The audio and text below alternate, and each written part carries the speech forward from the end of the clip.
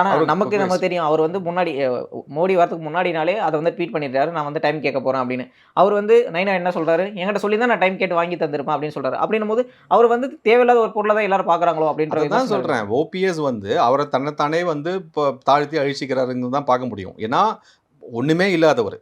அவருக்கு ஒரு இம்பார்ட்டன்ஸ் குடுத்து, சரி ஓகே ஒரு பிரச்சனை இருக்கு.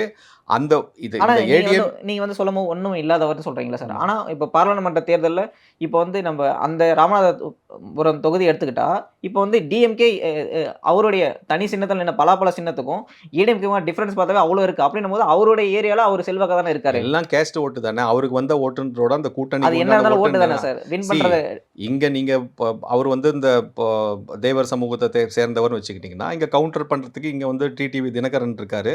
ஏன் நயினார் நாகேந்திரனே அந்த கம்யூனிட்டி சேர்ந்தவர் தான். அந்த ஏரியாவ சேர்ந்தவர் தான். ஸோ அது இல்ல விஷயம் இங்க.